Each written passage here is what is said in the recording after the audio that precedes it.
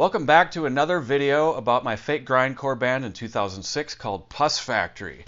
We're going to talk about some of the songs as they developed and some other aspects of the band on this video, including solidifying the tone that we wanted, the tuning of the guitars, and other little features including like artwork.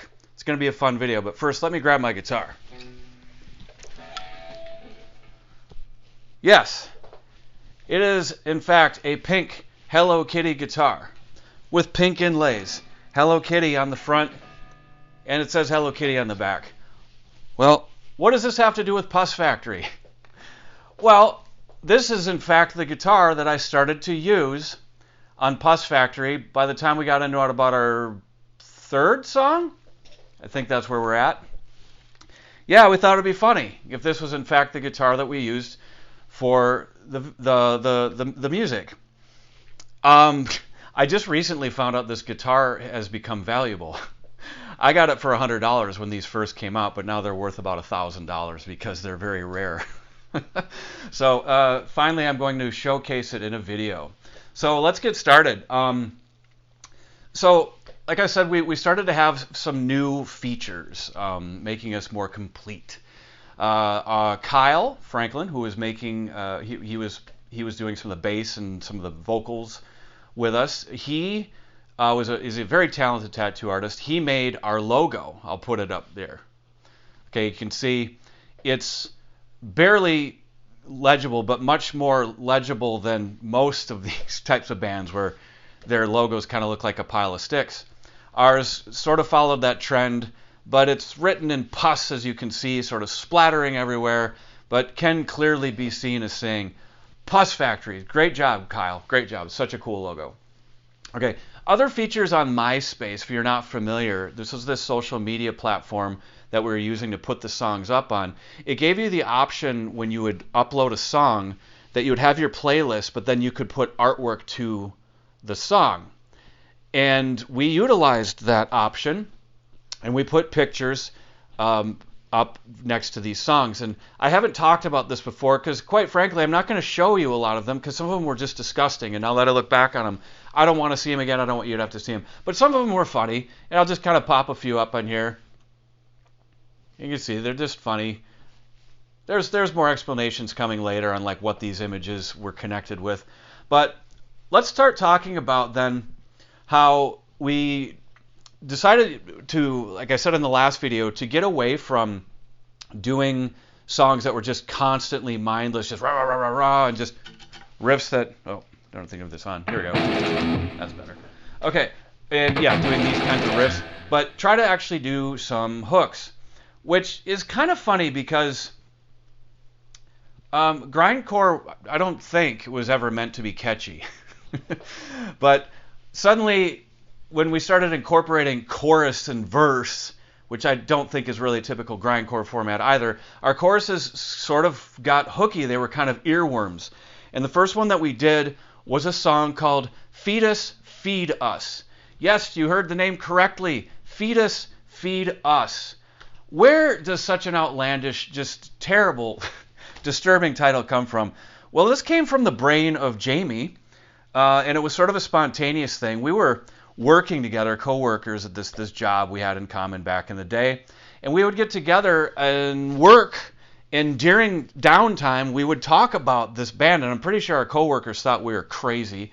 Some people were into it, but I think other people overheard us talking about this thing and planning on what we're doing after work and going over to my house and doing another Pus Factory song.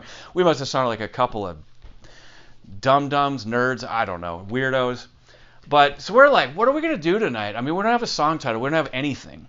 And all of a sudden Jamie goes, feed us, feed us.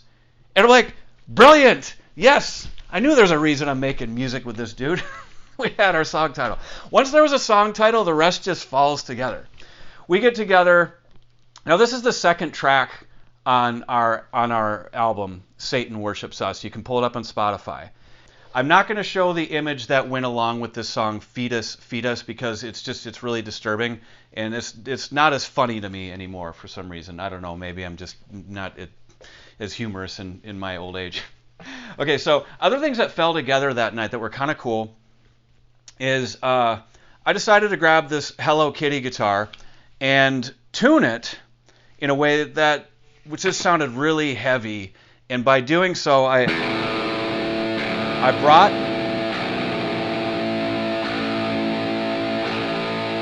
the big string down to an A. Normally it's at an E, so it's still in standard tuning, but it's really low. The funny thing is this tuning wound up being the tuning that my band Beastface does most of our songs in, because I wound up really liking it. But it suited Pus Factory's needs really well to get that low sound. I'll give you an example, like a Beastface riff where we use this. It goes like this. So in all seriousness, I actually thought it sounded kind of cool. So it's interesting that when I'm doing a joke band, I came up with something that wound up sticking for a long time. Okay, so the riff for Feed Us, Feed Us was in this tuning, and it went something like this.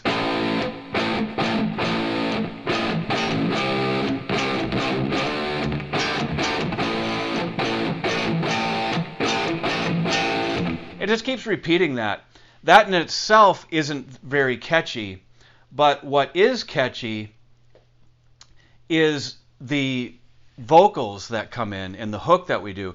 Now, the funny thing is about the vocals is that Jamie and I also decided that we would just we're creating a whole image behind this band, and all of a sudden now this particular night we have a guest artist, which it was a lie. It was the same people, but we claimed that there was going to be a guest artist from a band called Dethroned, I think was the name. And I checked it out today when I was thinking about that, and there actually is a band called that came out in 2010. I'm going to listen to some more of their stuff later because it actually sounded pretty cool. But their sound was pretty much something comparable to like a band that might have played with Pus Factory, or not, because they're serious and we weren't. But anyway, and we said that his name was the Red Serpent. The Red Serpent from Dethroned was going to be the guest artist. Okay. Well, anyway, so it was me and Jamie and Kyle got together, and they're like, hey, could we do like an epic keyboard thing at the beginning, sort of like Europe's The Final Countdown? Well, I'm like, I can't recreate that. That's way too epic. But I get on my keys, and I did my best. In fact, what you hear on that is really just me improvising in one take. And it's pretty terrible, but that's what made it so good. Here it is. And you can hear the keyboards are doing the riff first. And there's your epic keyboard intro. Comparable to Europe's The Final Countdown? No, I don't think you're going to hear this being played at sporting events. But hey, nonetheless, we had our keyboard hook and we all had a good laugh at it. It's what they asked for, it's what they got. And here comes the hook.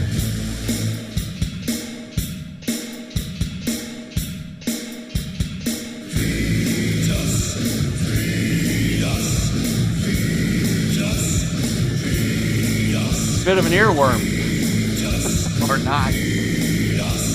Got stuck in my head and some other people's heads. Then of course we got the counterpoint.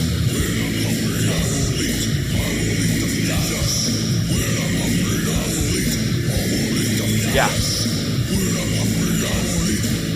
I mean, these are lyrics that are so the opposite of anything Shakespeare or Mark Twain could have come. Oh, and there's Red Serpent. Okay.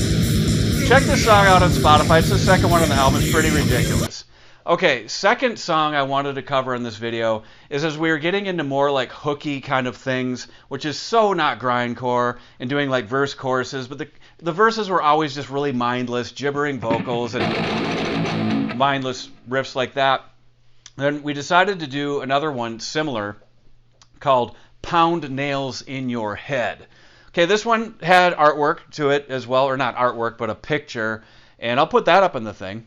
Okay, I don't know how we found this, but we've got an x-ray of a human head, and there are nails in it. I don't know who that poor fella was, whatever. Where did this song title come from? This came from my stupid brain when I was 14 years old. And I said that in the first video on this series, that this all started back in the 80s when I was a teenager and I created this band called Intestines. And I never got to record every song that I had an idea for, and Pound Nails in Your Head was one of them. That was a song title on this album, but the song was never made. I had no idea how it was going to go. I just knew it was going to be called Pound Nails in Your Head. I mean, what else do you want? It's called Pound Nails in Your Head. Whatever comes next doesn't matter. But anyway, so we decided to make this song actually happen. All right, so the opening riff, I'm just thinking about it too. Imagine, I think a lot of people my age will say this, that back in the 80s we did some really dumb things, and we're glad that we didn't have YouTube or cell phones, because nobody sees us do these dumb things. And here I am telling you about it and putting it on YouTube as a grown adult. Am I going to regret this one day? I don't think so. I just don't care. I had a student ask me earlier this week, or just commented and said he doesn't know how I can get in front of the camera and share these really personal stories. But I love sharing it, and it's craziness, I know, but it's funny, and I think a lot of people are enjoying it. But still, kind of funny that it's something that some people might have been embarrassed that ever got out, and glad that it didn't, because it was in the 80s, we didn't have cell phones or YouTube. But here I am just bearing it all. Okay, so we take this dumb song, Pound Nails in Your Head. Now, the riff went like that. It's totally a rock and roll riff. Okay, that's a lot like, gotta go into standard, Out to Get Me by Guns N' Roses. Is this something like that?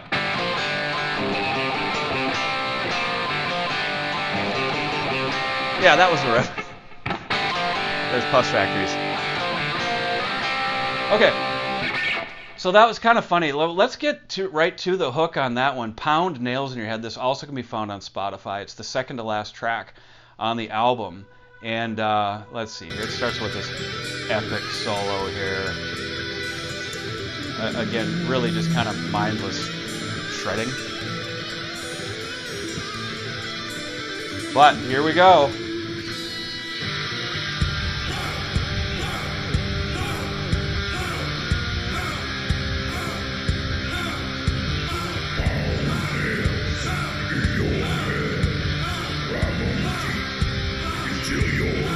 It rhymed.